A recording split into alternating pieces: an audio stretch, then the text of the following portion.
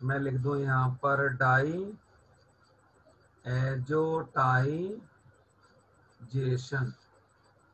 Die azotisation, the process of conversion of aniline into benzene diazonium chloride, the process of conversion of aniline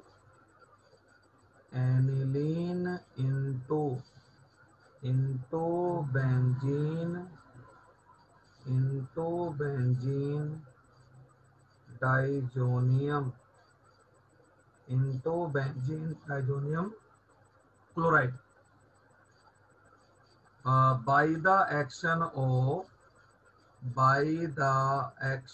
of sodium nitrite plus HCl is called diazotization.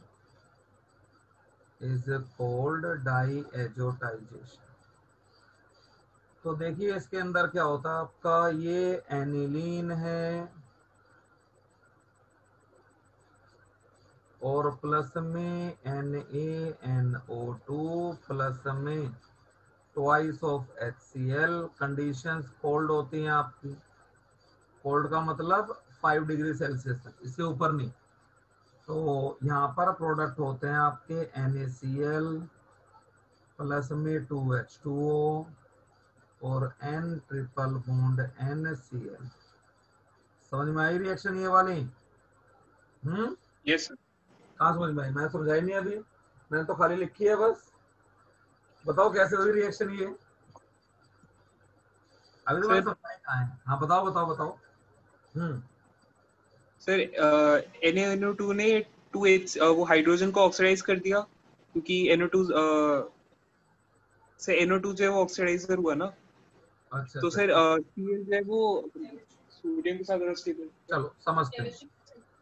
HCl, 2 HCl थे और plus में NaNO2, ठीक है ना? तो ये NaCl निकल गया आपका, निकल गया।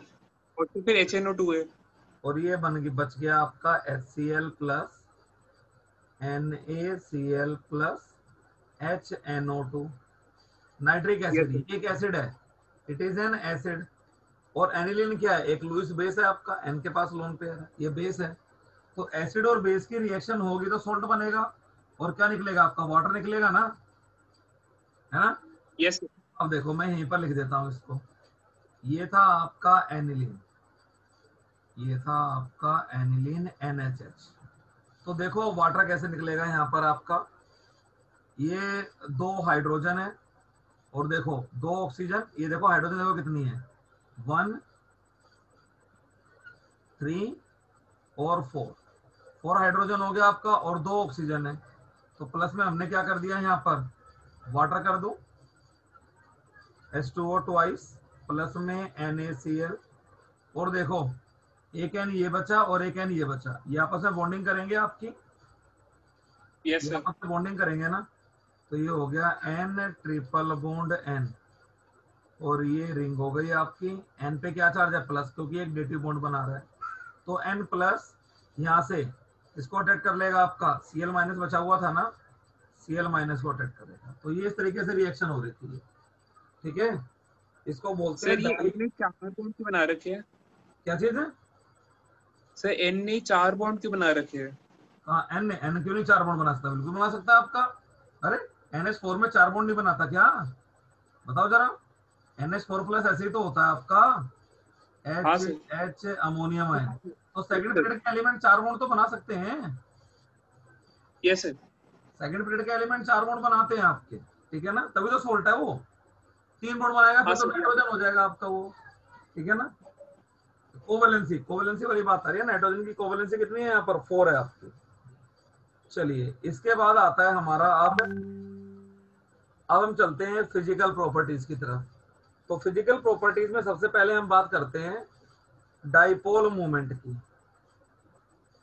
डाइपोल मूवमेंट आपको पता ही है, डाइपोल मूवमेंट क्या होता है? न्यू है ना, चार्ज टाइम्स लेंथ। बिल्कुल, charge induced distance of separation.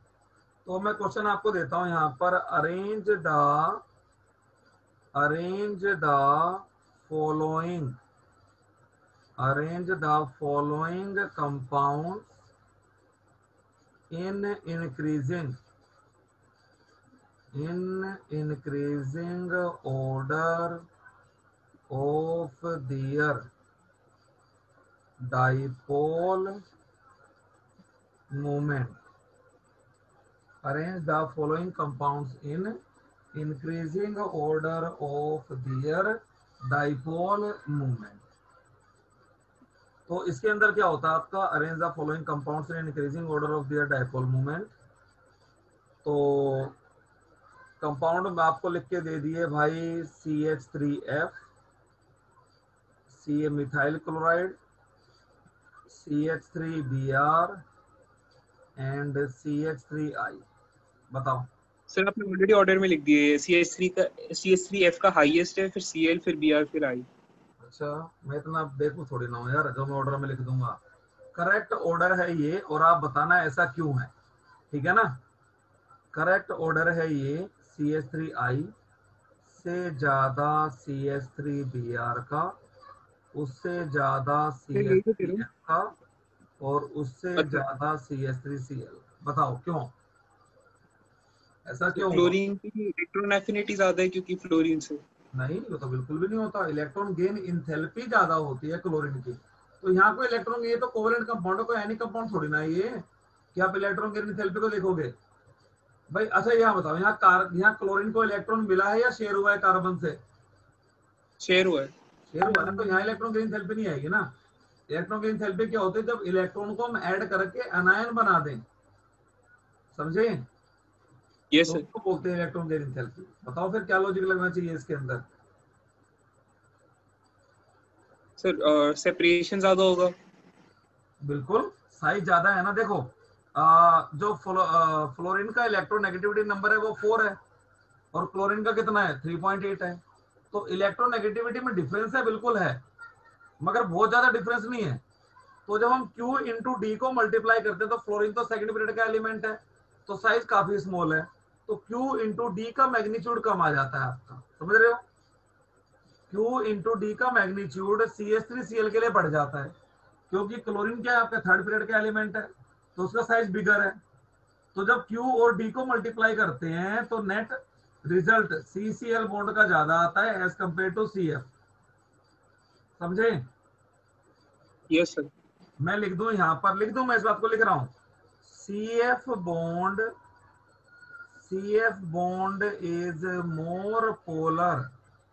Is more polar than CCl bond, ठीक है। मगर इसमें होता क्या है आपका, मैं लिख दूं यहां पर, fluorine is an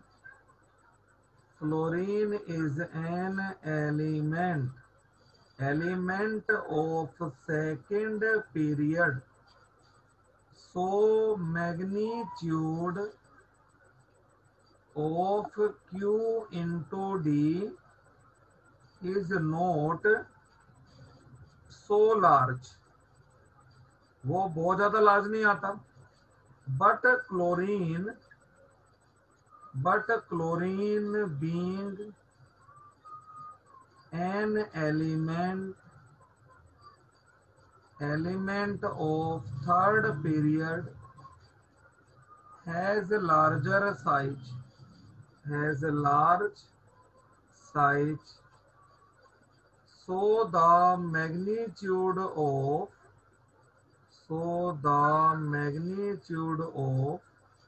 Q into D is very high for CCl bond, ठीक है ना। hence CH3Cl has higher dipole moment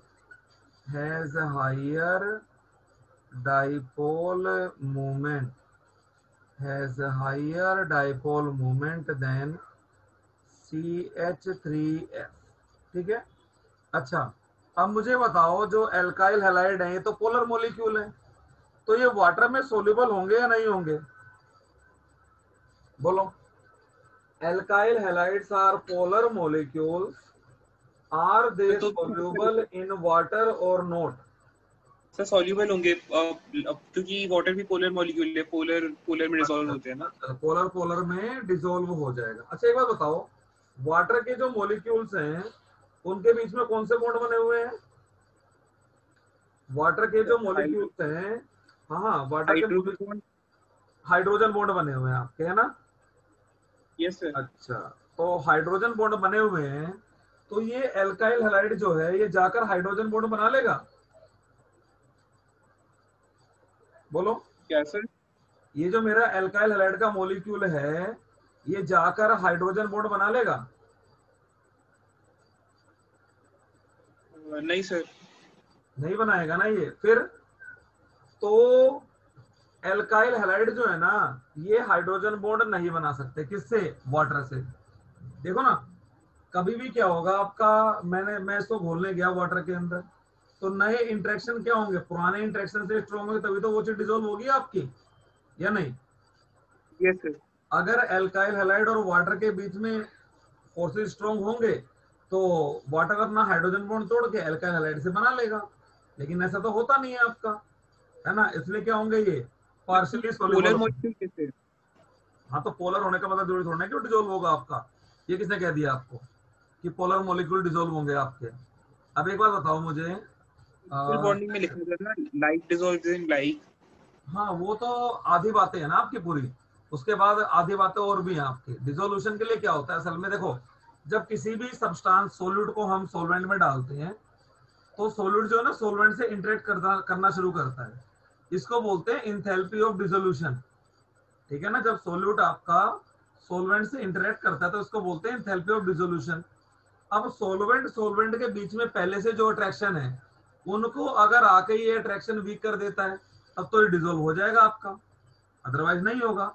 अब मान लो एक सिंपल सा लॉजिक देखो आप, ठीक है, दो टीचर हैं, है ना, एक वो भी केमिस्ट्री पढ़ा रहे हैं, मैं भी केमिस्ट्री पढ़ा रहा हूँ, दोनों अपने अपने लेवल पे पढ़ा रहे हैं। अब क्या हुआ, एक ही हॉल में दोनों जने पढ़ा रहे हैं, 20 बच्चे उनके पास बैठे हैं, 20 बच्चे मेरे पास बैठे हैं, पढ़ रहे हैं।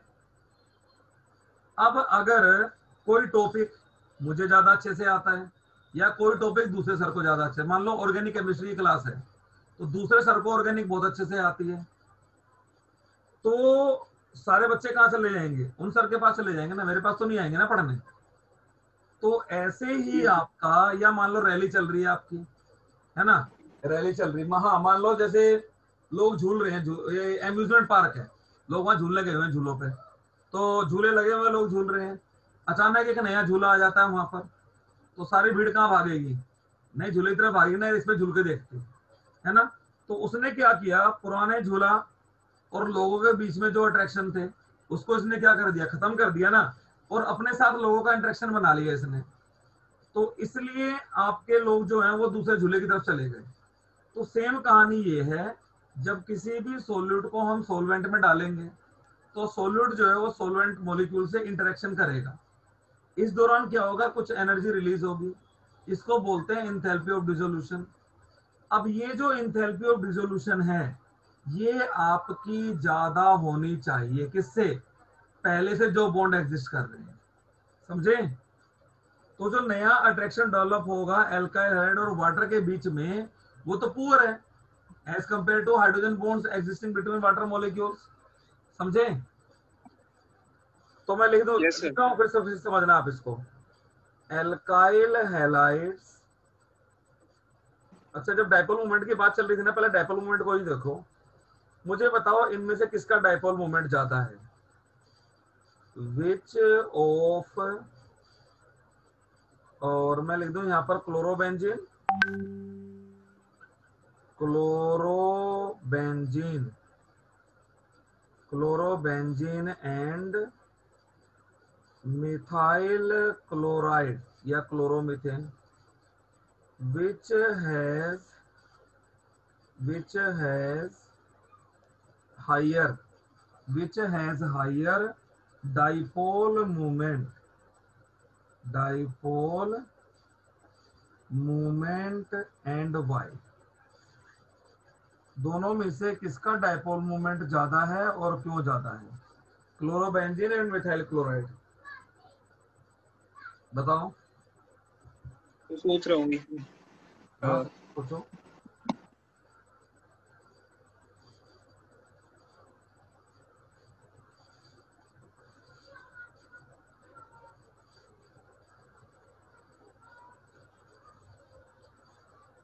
सर जहाँ पर जिस एंड पे क्लोरीन अटैच होगा क्लोरोबेंजीन में, वो हम्म, इतनी इजीली क्लोरीन को इलेक्ट्रॉन नहीं पकड़ा पाएगा, तो मतलब उसकी बॉन्ड लेंथ जो है वो ज्यादा होगी ना मिथाइल क्लोराइड से, तो मेरे ख्याल से उसका वो ज्यादा होना चाहिए डाइपोल मूवमेंट।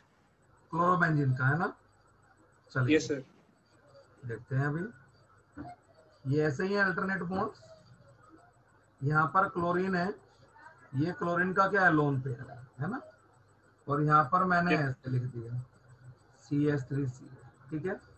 ये अपना लोन पेयर डोनेट करेगा इधर, बोलो, यस सर। अपना लोन पेयर डोनेट करेगा ना ये, तो क्या हो जाएगा थोड़ी देर के लिए, Cl प्लस, ये डबल बॉन्ड आ गया, पार्शियल डबल बॉन्ड करेक्टर, और यहाँ से ये बॉन्ड टूट के इधर आ जाएगा। अच्छा मिथाइल क्लोराइड ही होगा मतलब, तो क्या क्योंकि हो गया डबल आपका, बॉन्ड में तो कार्बन क्लोरीन बॉन्ड का लेंथ बॉन्ड छोटा हो गया, पहली बात तो ये। दूसरा फैक्टर यस देखो, सर। बेंजीन का जो कार्बन एटम है वो sp2 हाइब्रिडाइज्ड है, sp2 hybrid carbon atom electronegative होता है ना, यस सर। है ना। तो यहाँ पर पोलराइजेशन क्या है, यहाँ पोलराइजेशन कम होगा ना, क्योंकि दोनों इलेक्ट्रोनेगेटिव है ना। लेकिन यहाँ देखो जरा, यहाँ पर तो कार्बन एटम कौन है, sp3 है ना, sp3 तो यहाँ पोलर, ये तो डोनेटिंग भी होता है, तो यहाँ पोलराइजेशन क्या है आपका, ज्यादा। ज्यादा। दोनों फैक्टर इसी को फेवर कर रहे हैं, क्यू भी इधर जाता है, डी भी इधर जाता है, ठीक है ना। तो मैं लिख दूं यहाँ पर chlorobenzene has lower dipole moment, मैं लिख दूं यहाँ पर chlorobenzene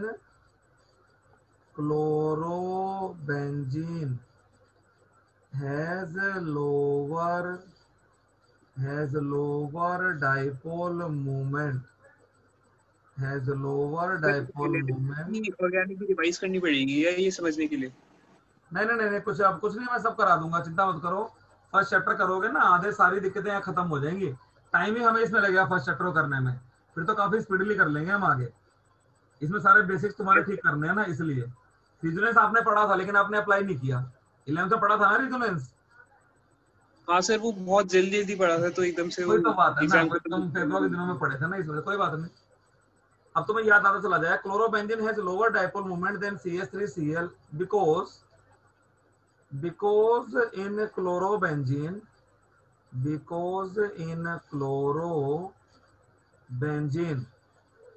due to plus R effect of halogen atom या chlorine atom, plus R effect of chlorine atom, the carbon chlorine bond, the carbon chlorine bond acquires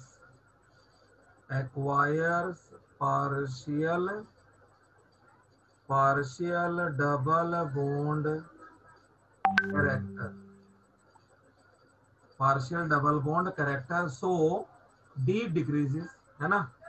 So the distance of separation, so the bond length लिख दूंगा मैं सीधा, है ना। so the bond length of carbon halogen bond decreases, तो वहां तो single single bond ही रहता है आपका, है ना, वहां तो कोई रेजोनेंस नहीं है। CH3Cl में देयर इज नो रेजोनेंस, है ना, कोई बैक बॉन्डिंग नहीं है। अच्छा दूसरा रीजन, इन क्लोरोबेंजीन, हाइब्रिडाइजेशन। बिल्कुल, in chlorobenzene the carbon chlorine bond is less polar than, ठीक है ना, is less polar due to presence of sp2 hybrid carbon atom, due to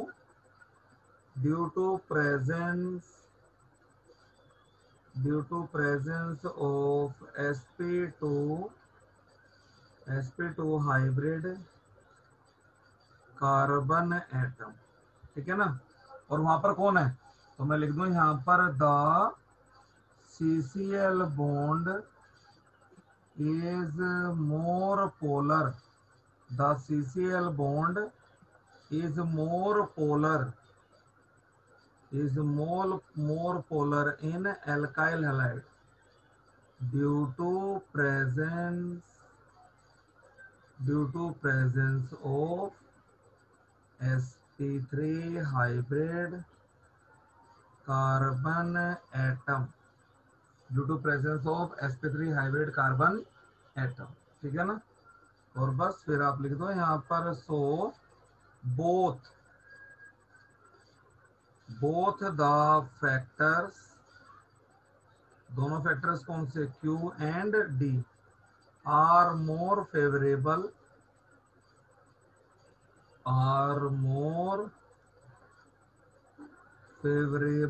for methyl chloride, है ना।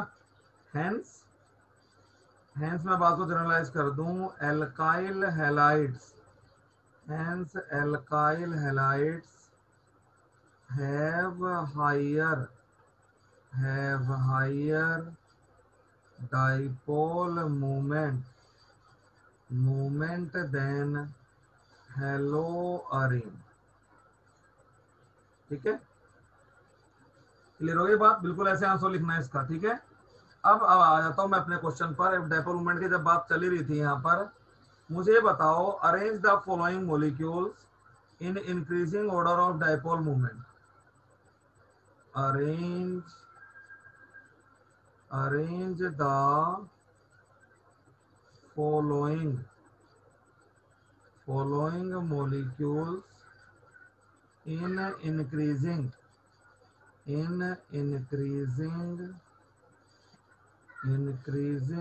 order of dipole moment।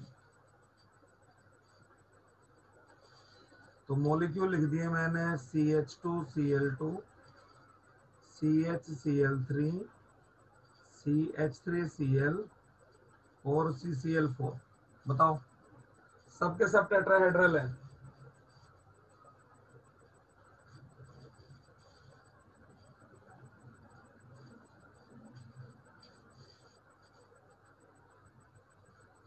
Chemical bonding 11th में किया था ना, मैंने तो कराया था केमिकल बॉन्डिंग, तो मुझे ध्यान है पक्का। फिर सही क्लोरीन आपस में भी इंटरफेयर करेंगे? नहीं, असल में देखो जो पोलर बॉन्ड होता है ना, उसमें जो इलेक्ट्रॉन डेंसिटी होती है वो ज्यादा नेगेटिव एलिमेंट की तरफ शिफ्ट होती है, इसे हम बोलते हैं बॉन्ड मूवमेंट। तो देखिए यहाँ पर ये हो गया आपका, हाँ देखो CH3Cl सबसे वो है, सबसे ज्यादा डाइपोल मूवमेंट वाला है। कौन? So CH3Cl। अच्छा, ये सब टेट्राहेड्रल है आपके, ठीक है ना। 90 पे दिखा दिया मैंने, वैसे है ये टेट्राहेड्रल। और ऐसे ही ये Cl, ये Cl इधर H, और ये हो गया CCl। बिल्कुल ये लॉजिक तुमने अच्छा दिया। और CCl है ना। आपने ये बोली इसके अंदर लाइन, तुम ये कहना चाह रहे हो कि इन तीनों कार्बन ज्यादा इलेक्ट्रोनेगेटिव, तो ये तीनों बॉन्ड मूवमेंट किधर है, कार्बन की तरफ है ना। हाँ सर, एग्जैक्टली। और CCl का बॉन्ड मूवमेंट क्लोरीन की तरफ है आपका, है ना। यस तो सर। चारों क्या हो गए, ऐड हो गए इसके अंदर, है ना। तो इसका जो रिजल्टेंट डाइपोल मूवमेंट है वो क्या है, इस रिजल्टेंट डाइपोल मूवमेंट है CCl plus thrice of CH bond, है ना। इन सब का ऐड हो गया इसके अंदर आपका 3CCl, और यहीं पे लिख दो plus thrice of CH bond, है ना। इसमें तो सब कैंसिल आउट हो गए। देखो, इन दोनों क्लोरीन का रिजल्टेंट कहाँ आएगा, इधर आएगा। इन दोनों क्लोरीन का रिजल्टेंट कहाँ आएगा, इधर। तो नेट डाइपोल मूवमेंट क्या हो गया इसका, 0। अरे भाई जो यस सर। रिजल्टेंट होता है हम cos से तो करते हैं उसके अंदर, यही तो रिजल्टेंट है आपका। देखो ये वाली जो लाइन खींची ये तो रिजल्टेंट होता है आपका, है ना, cos थीटा। हाँ सर। ये मान लो ए हुआ ये बी हुआ, तो इसकी वैल्यू क्या होती है रिजल्टेंट की, ए बी cos थीटा, है ना। तो ऐसे इन दोनों का रिजल्टेंट इधर, इन दोनों का रिजल्टेंट इधर, कैंसिल आउट हो गया आपका।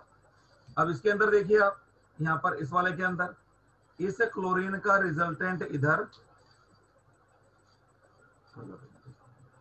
इस क्लोरीन का रिजल्टेंट इधर, इस क्लोरीन का रिजल्टेंट इधर, और इस क्लोरीन का रिजल्टेंट इधर। तो देखिए जरा ध्यान से, इन दोनों क्लोरीन का रिजल्टेंट कहाँ आएगा आपका, यहाँ चलेगा ना आपका। तो वो तो एक क्लोरीन के तो अपोजिट आ ही रहा है ना आपका। तो क्या हुआ, एक सीसीएल बॉन्ड का तो कैंसिल हो गया आपका, दो कार्बन क्लोरीन क्या हो गए, कैंसिल हो गए ना आपके। तो यहाँ पर नेट यस सर। रिजल्ट क्या बना, एक सीसीएल बना और एक सीएच बॉन्ड का रिजल्टेंट आया यहाँ पर आपका। इसमें देखो जरा ध्यान से, ये क्लोरीन भी डाइवर्ज कर रहा है, ये क्लोरीन भी इधर डाइवर्ज कर रहा है, इसका बॉन्ड मूवमेंट इधर है। इस क्लोरीन का बॉन्ड मूवमेंट भी कहाँ है आपका, इधर है। यहाँ तो कम से कम ये नहीं था ना भाई, कार्बन की तरफ हाइड्रोजन का था आपका, ये आके ऐड हो जा रहा था इसमें, दो कैंसिल आउट हो रहे थे आपके। तो यहाँ पर इस हाइड्रोजन का इस क्लोरीन के साथ चला गया, इस हाइड्रोजन का इस क्लोरीन के साथ चला गया आपका। और दोनों क्या कर रहे हैं, डाइवर्ज कर रहे हैं ना, कन्वर्स तो नहीं कर रहे। तो इसलिए रिजल्टेंट क्या आएगा यहाँ पर, और कम आएगा आपका, ठीक है ना। लेकिन इससे तो क्या आएगा, ज्यादा ही आएगा ना। इसमें किसी क्लोरीन का कैंसिल तो नहीं हो रहा ना, नो इसमें सर। दोनों क्लोरीन का, इसमें तो कम से कम दो क्लोरीन का कैंसिल हो रहा था। तो इसका डाइपोल मोमेंट आ गया आपका 2 CCl bond plus 2 CH bond, है ना। तो मैं लिख दूं इसका highest dipole moment, highest dipole moment, इसका तो जीरो ही है, तो ये क्या हो गया आपका, लीस्ट डाइपोल मोमेंट, है ना। और इसका क्या हो गया आपका, लेस, इसका लेस डाइपोल मोमेंट। और इसका क्या हो गया आपका, lesser dipole moment, lesser dipole moment, ठीक है। तो हमारा ऑर्डर क्या रह गया भाई, अब सबसे कम हो गया CCl4, उसके बाद हो गया CHCl3, उसके बाद हो गया CH2Cl2, और उसके बाद हो गया CH3Cl, ठीक है। चलते हैं आगे अब इससे। चलिए ये तो हो गया डाइपोल मोमेंट। अब इसमें बताओ जरा मुझे, arrange the following molecules, arrange the following species in increasing order of dipole moment। ये मैं क्लोरोबेंजीन के, डाइक्लोरोबेंजीन के आइसोमर ले रहा हूँ, ClCl ortho dichlorobenzene, Meta dichlorobenzene and para dichlorobenzene. सबसे कम किसका, सबसे ज्यादा किसका, सर बोलो। पहले वाले का सबसे ज्यादा और थर्ड वाले का सबसे कम। बिल्कुल बिल्कुल, है ना। तो इसका तो न्यू लिख दूं मैं, इसको, ये तो अपोजिट हो जाएंगे ना आपके, तो हाईएस्ट डाइपोल मूवमेंट, ठीक है ना। मैं यहाँ पर इसके नीचे लिख दूं हाईएस्ट डाइपोल मूवमेंट, ये हो गया आपका highest dipole movement, dipole movement. और इसका डाइपोल मूवमेंट क्या हो गया, 0। तो अब देखो मुझे, जो मेल्टिंग पॉइंट है वो किस पे डिपेंड करता है, सिमिट्री पे, है ना। मेल्टिंग पॉइंट किस पे डिपेंड करता है, सिमिट्री पे ना। तो यहाँ पर यस क्या सर। हो गया इसका हाईएस्ट मेल्टिंग पॉइंट, क्यों, क्योंकि ये क्या है आपका, मोस्ट सिमेट्रिकल है, बाकी दोनों अनसिमेट्रिकल है ना। तो और इसका क्या हो जाएगा आपका, लीस्ट, पैरा मेटा वाले का लीस्ट, मैं लिख दूं यहाँ पर least melting and boiling point. Reason क्या है देखो, इसका डायपोल मोमेंट भी ऑर्थो वाले से कम आ रहा है, यानी कि डायपोल मोमेंट भी कम है और सिमेट्री भी नहीं है। दोनों ही फैक्टर इसको फेवर नहीं कर रहे, इसलिए मेल्टिंग और बॉइलिंग पॉइंट में मेटा वाला आइसोमर क्या रहेगा आपका, हमेशा लीस्ट। ठीक है, और बॉइलिंग पॉइंट किसका हाईएस्ट रहेगा आपका, इसका, क्योंकि डायपोल डायपोल अट्रैक्शन यहाँ होंगे आपके, है ना। तो बॉइलिंग पॉइंट इज हाईएस्ट, समझ गए। अगर तीनों को ये बोलता है increasing order of boiling point में लगाओ, तो ऑर्थो वाले का सबसे ज्यादा, उससे कम पैरा वाले का, सबसे कम मेटा वाले का। अगर बोले कि भैया मेल्टिंग पॉइंट में लगाओ, तो सबसे कम मेटा वाले का, उससे ज्यादा ऑर्थो वाले का, सबसे ज्यादा पैरा वाले का। समझ गए। तो ऑर्थो, मेटा और पैरा वाले कौन से हैं? ये रहना बेटा, अरे ये भूल गए क्या बेटा, ये हो गया आपका ortho dichlorobenzene, this is ortho dichloro. पहली जो पोजीशन होती है उसको ऑर्थो बोलते हैं ना। ये है आपका मेटा डाइक्लोरोबेंजीन, मेटा डाइक्लोरोबेंजीन। और ये हो गया आपका पैरा डाइक्लोरोबेंजीन। ठीक है, मतलब जो फोर्थ पोजीशन होती है ना पैरा होती है, देखो ना, जैसे मैंने यहाँ लिख दिया आपका ये बेंजीन है, यहाँ पर कोई फंक्शन ग्रुप लगा दिया मैंने, तो ये तो कार्बन हो गया फर्स्ट, ये कौन सा कार्बन हुआ सेकंड, ये कौन सा हुआ थर्ड, ये कार्बन कौन सा हुआ फोर्थ। तो 4 वाले को बोलते हैं पैरा, 3 वाले को बोलते हैं मेटा, और 2 वाले को बोलते हैं ऑर्थो। ठीक है, यस सर। अच्छा ये भी भूल गए थे। अरे फिर तो तुम्हें बिल्कुल समझ में नहीं आता कि मैम जब ऑर्गेनिक कराती होंगी तो स्कूल में, नहीं सारी सर के ऊपर से निकल जाती होगी, है सर ना। वो मैम तो सर आधा टाइम ही पढ़ाती है, वो अज्यूम करती है कि हमने एनसीईआरटी पढ़ ली है, तो अच्छा मैम अच्छा क्वेश्चन भी कराती है। अच्छा अच्छा, कोई बात नहीं, तुम देखना तुम्हें ऑर्गेनिक सबसे आसान लगेगी। मैं आज ये बात कह रहा हूँ, 1.5 महीने बाद बात करेंगे, तुम कहोगे सर ऑर्गेनिक सबसे इजी है। चलिए ये हो गया आपका। अब जरा आगे चलते हैं इससे, अब आते हैं comparison of melting boiling point और वो क्या बोलते हैं सोल्युबिलिटी, अलग अलग एल्काइल हैलाइड्स में। ठीक है ना, तो मैं लिख दूं यहाँ पर comparison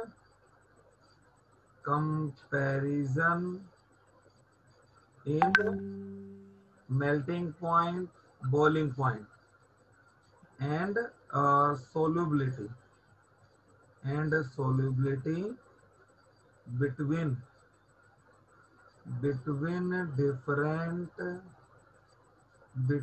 different alkyl halides. Comparison in melting boiling point and solubility between different alkyl halides. ठीक है, तो पहला देखिए यहाँ पर, अगर कार्बन चेन सेम है और जैसे जैसे हेलोजन का साइज बढ़ेगा वैसे वैसे वंडरवाल फोर्सेस भी क्या होंगे आपके, इंक्रीज होंगे, और मेल्टिंग और बॉइलिंग पॉइंट बढ़ेगा। तो मैं लिख दूं यहाँ पर the melting point and boiling point increases. एक मैं लिख दूं यहाँ पर, sorry, for the same number of carbon atom, for the same number of carbon atoms, the melting point and boiling point increases as the size of halogen increases, because with increase in size of halogen,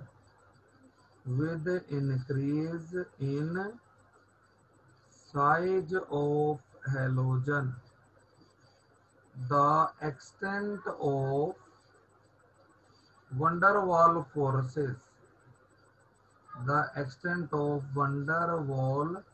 forces increases। ये तो याद होगा बेटा, van der Waals forces या dispersion forces या London forces, ये size के साथ साथ बढ़ते हैं आपके, है ना, पता है ना ये या मैं ये भी समझाऊं। सर याद है ये तो। ये याद है ना, चलिए फिर ठीक है। तो अब देखो ये हो गया CH3 CH2 है, साइज छोटा, फ्लोरीन का, पोलैरिटी में ज्यादा फर्क नहीं है आपका, CH3 CH2 Cl का उससे ज्यादा, CH3 CH2 Br का उससे ज्यादा, और CH3 CH2 I का उससे, ठीक है। चलिए इसके बाद आता है 4 isomeric alkyl halides. 4 isomeric alkyl halides, 4 isomeric alkyl halides, the melting point and boiling point decreases with branching। क्योंकि जैसे जैसे ब्रांचिंग होती जाएगी, ब्रांचिंग ज्यादा होगी ना, तो मॉलिक्यूल का एक्सपोज्ड सरफेस एरिया कम होता है, तो मेल्टिंग और बॉइलिंग पॉइंट डिक्रीज कर देंगे। कैसे, देखो जैसे यहाँ पर लिख दिया मैंने CH3 CH2 CH2 CH2Cl, primary branching करते हैं CH3CH, देखो एक ब्रांच हुई है आपकी।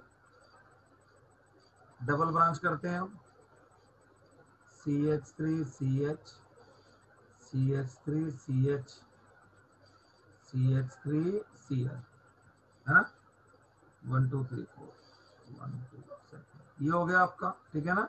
तो ब्रांचिंग कहाँ है, यहाँ जाता है। देखो यहाँ तो क्लोरीन चेन में ही था, यहाँ क्लोरीन किस में आ गया, ब्रांचिंग में। ये तो कार्बन एटम है 1 2 3 4, है ना।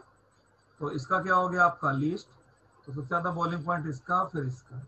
तो जैसे जैसे ब्रांचिंग बढ़ेगी, मेल्टिंग और बॉइलिंग पॉइंट आपके कम होते जाएंगे आपके, ठीक है। इसके बाद आता है आपका for the same number of carbon atoms, for the same number of carbon atoms, the boiling point and melting point increases as the number of halogen atom increases। जैसे मैं लिख दूं यहाँ पर CH3Br से ज्यादा होगा CH2Br2 का, उससे ज्यादा होगा CHBr3 का, उससे ज्यादा होगा CBr4 का, ठीक है। चलिए इससे आगे आ जाते हैं अब, और ये हो गया आपका मेल्टिंग पॉइंट हैलोजन, ठीक है। हाँ, अगर कार्बन एटम किसी में ज्यादा है, ठीक है ना, हेलोजन जो मर्जी हो, what ever is the halogen, what ever type of halogen, ज्यादा कार्बन एटम मतलब बॉइलिंग पॉइंट ज्यादा हाई होगा ना। बिल्कुल बिल्कुल, कार्बन चेन बड़ी होगी ना आपकी, तो वंडरवाल फोर्सेस क्या होंगे, ज्यादा। अब मैं कह रहा हूँ what ever type of halogen, halogen किसी भी तरीके की हो, कोई फर्क नहीं पड़ता। The melting and boiling point, the melting and boiling point rises with increase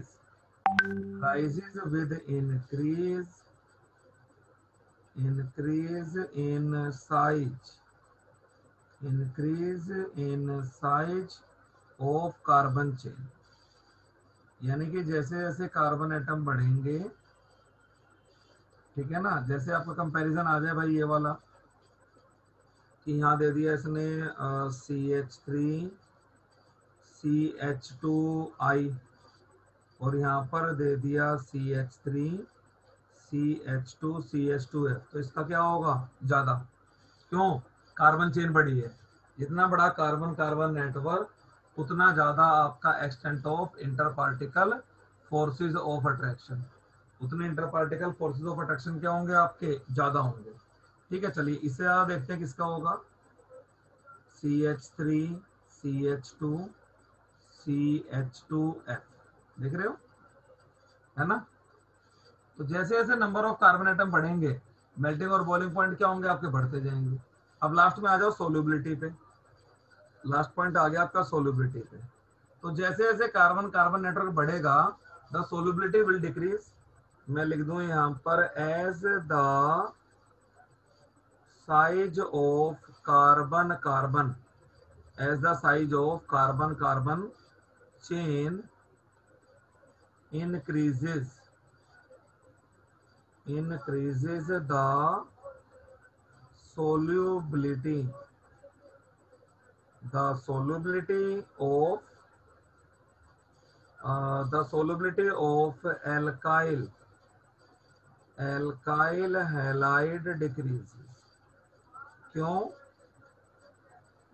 because carbon carbon chain is hydrophobic, carbon carbon chain is hydrophobic in nature, ये नेचर वाइज क्या है आपकी हाइड्रोफोबिक, इस वजह से, ठीक है ना। तो सोल्युबिलिटी Yes, sir. कंपेयर करना है तो आप इजीली कंपेयर कर सकते हो। हम आगे बढ़ जाते हैं यहाँ से।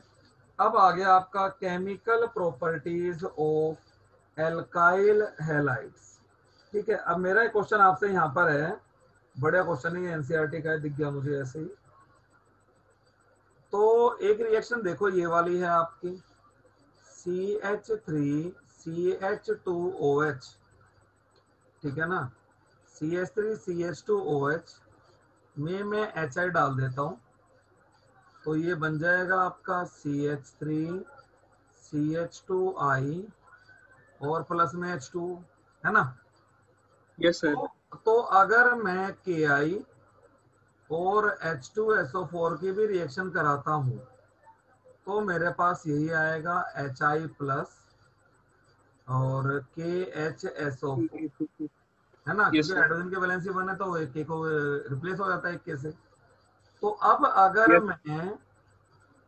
अगर मैं इसी एल्कोहल में KI भी डाल दूं और H2SO4 भी डाल दूं तो मुझे एल्काइल आयोडाइड नहीं मिलता।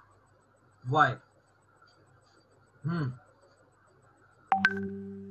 क्वेश्चन मेरा ये है, why why sulphuric acid is not, तो क्वेश्चन मैं बना रहा हूं इसका ठीक से, ठीक है ना। ये भी क्वेश्चन ही है, थोड़ा इसको मैं सिंपल वर्ड्स में लिख रहा हूं आपको। H2SO4 वाई मैं लिख दूं यहाँ पर, Y H2SO4 is not used,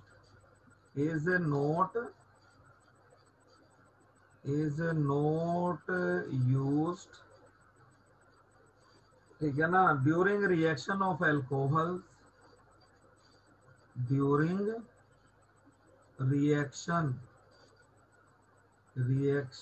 of alcohols with KI, during reaction of alcohol with KI क्यों नहीं यूज करते, बताओ।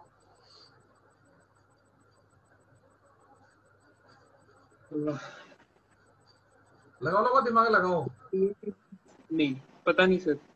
पता नहीं, चलिए आपने H2SO4 यूज कर लिया, है ना। तो पहली रिएक्शन क्या हो गई आपकी, मैं आंसर लिखता हूँ इसका, फिर लिखवाता हूँ इसके बाद। KI प्लस H2SO4, पहले तो KI और H2SO4 की रिएक्शन देख ली। KI सॉलिड होगा और H2SO4 क्या होगा, लिक्विड होगा ना। तो H2SO4 क्या होगा आपका, एक्सेस में होगा ना, या नहीं।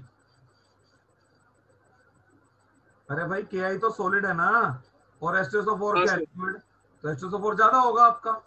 तो ये रिएक्शन हो गई आपकी KHSO4 और प्लस में HI, ठीक है। अब मेरा जो बचा हुआ H2SO4 है वो तो ऑक्सीडाइजिंग एजेंट है ना। H2SO4 मेरा कैसे टूटेगा, H2O प्लस SO2 प्लस में ऑक्सीजन, तो ट्वाइस ऑफ HI से मेरा ये एटॉमिक ऑक्सीजन कंबाइन कर जाएगा और मुझे बना के देगा H2 प्लस I2। तो यहाँ पर 2HI मैंने यूज करा तो ऊपर 2HI मुझे लाना भी पड़ेगा, ये चीज। अब मैं यहाँ पर अपना रिएक्टेंट लिख देता हूँ एक, यहाँ पर मैंने रिएक्टेंट क्या लिख दिया, एल्कोहल। ध्यान देना, एल्कोहल एक पोलर मॉलिक्यूल है, तो HI तो पोलर था तो रिएक्शन हो जा रही थी आपकी, डाइपोल डाइपोल अट्रैक्शन से। लेकिन जो I2 फाइनली आया वो तो नॉन पोलर है ना आपका, तो वो तो रिएक्ट करेगा नहीं CH3 CH2OH से। तो इन सब रिजल्ट्स को अगर मैं कंबाइन कर दूं, देखिए क्या आता है यहाँ पर, CH3 CH2OH plus twice of KI plus H2SO4 कितना 2 और 1 3 प्लस में थ्राइस ऑफ H2SO4, HI से HI कट गया, O से O कट गया, और ये हो गया ट्वाइस ऑफ H2O प्लस में ट्वाइस ऑफ KHSO4 प्लस में SO2 और प्लस में I2। तो क्या किया H2SO4 ने, H2SO4 ने KI को किसमें कन्वर्ट कर दिया, I2 में, है ना। तो मैं लिख दूं यहाँ पर, सो H2SO4, मैं लिख दूं यहाँ पर reason, H2SO4 is a strong oxidizing agent, is a strong oxidizing agent, so it converts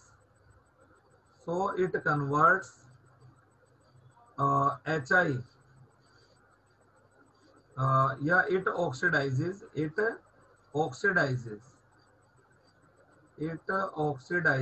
KI, it oxidizes KI to I2, ठीक है ना। और as we know that alcohols don't react with iodine, तो वो ऑक्सीडाइजिंग एजेंट है, इसलिए वो KI को I2 में ऑक्सीडाइज कर देता है, ठीक है ना। देख लो ये KI था आपका, और क्या बना दिया इसने, इसका I2, तो इसलिए रिएक्शन नहीं होती आपकी। That's why H2SO4 is not used, इसलिए H2SO4 को यूज नहीं किया जाता, ठीक है। Yes sir. चलिए इसके बाद हम आगे चलते हैं। इसके बाद है आपका, हाँ, अब एक हेलोजनेशन मैं करा रहा था आपको यहाँ पर, एलाइलिक हेलोजनेशन,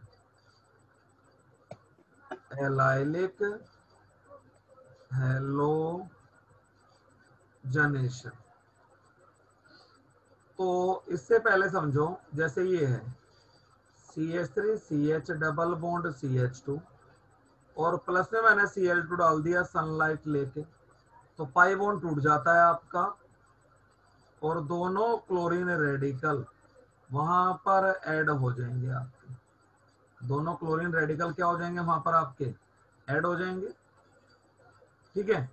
लेकिन अगर इसी के साथ मैं हेलोजन को ले आऊं, और सनलाइट तो है ही, साथ में मैं स्ट्रोंगली हीट कर दूं, साथ में मैं क्या कर दूं, हीट कर दूं, तो यहां पर तो हुआ बेटा एडिशन, और यहां पर मेरा हो जाएगा सब्स्टिट्यूशन, क्योंकि जब मैं हिट करूंगा तो क्लोरीन टूटेगा, Cl प्लस और Cl माइनस, ठीक है ना। और एल्काइलिक कार्बोकेटाइन ज्यादा स्टेबल होता है, तो Cl माइनस आके मेरा यहाँ लग जाएगा, और वो आपका क्या कहते हैं H और Cl बन जाएगा आपका।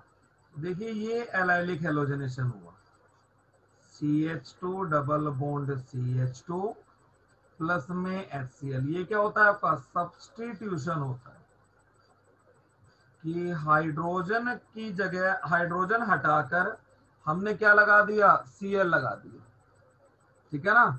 ऊपर क्या हुआ था, एडिशन, तो ये एल्काइलिक हेलोजनेशन है। चलो अब मुझे बताओ, इसके अंदर ये मैंने साइक्लोहेक्सिन ले लिया, और प्लस में Br2 डाल दिया, H म्यू भी है, और साथ में क्या कर दिया मैंने, हीट कर दिया, बताओ क्या बनेगा।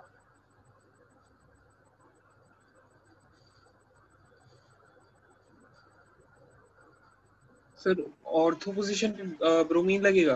ये बेंजीन तो है नहीं, डबल बॉन्ड को छोड़ दो, डबल बॉन्ड से नेक्स्ट पोजीशन पर, तो चाहे आप यहाँ लगाओ चाहे आप यहाँ पर लगाओ, ठीक है ना। Yes sir. तो ये इसे बेंजीन में होता है ना, और ये तो साइक्लोहेक्सिन है, ये बेंजीन थोड़ी ना है कोई।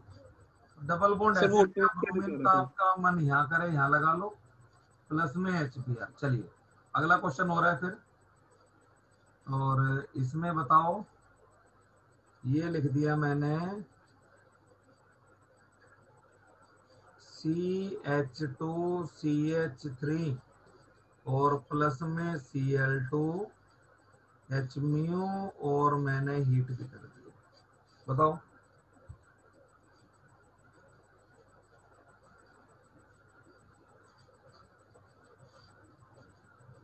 सर CH2CH3 में से एक H हट के Cl लग जाएगा। इस पे CH2 पे या CH3 पे, इस पे लगाना है। CH3 ये फर्स्ट कार्बन है, सेकंड कार्बन है। देखो जरा ध्यान से, आप फिर चुप सेकंड पे लगेगा। देखो ये ऐसे ही है ना, ये सब कार्बन तो डबल बॉन्डेड है, तो डबल बॉन्ड से नेक्स्ट कार्बन कौन सा है, वो यही वाला है ना। देखो एलिलिक पोजीशन पे डबल बॉन्ड यस से सर। पर यही है ना। तो देखो हीट हम कर रहे हैं तो कौन सा हेलोजनेशन होगा, एलाइलिक। यानी कि हेलोजन कहाँ जाएगा, डबल बॉन्ड से नेक्स्ट कार्बन पर। ये वाला कार्बन डबल बॉन्ड से नेक्स्ट थोड़ी ना है, ये तो डबल बॉन्ड से नेक्स्ट टू नेक्स्ट है आपका। डबल बॉन्ड से नेक्स्ट तो यस यही सर। वाला है CH3 है ना, ये CH2 सॉरी, ये एलाइलिक कार्बन है जिसको हम बेंजाइलिक कार्बन बोलते हैं। तो यहीं पर हेलोजन लग गया आपका CHCl CH3। तो ये ध्यान रखना, अब जो बेंजाइलिक हाइड्रोजन है वो बहुत ज्यादा रिएक्टिव होती है। The benzylic hydrogen is very very reactive, ठीक है ना। और ये फिजिकल प्रॉपर्टीज हमने करी ली, और अब हम करने जाएंगे chemical properties.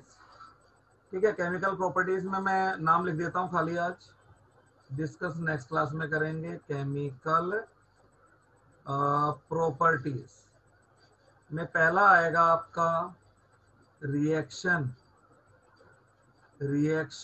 With metal, chemical properties of alkyl halides.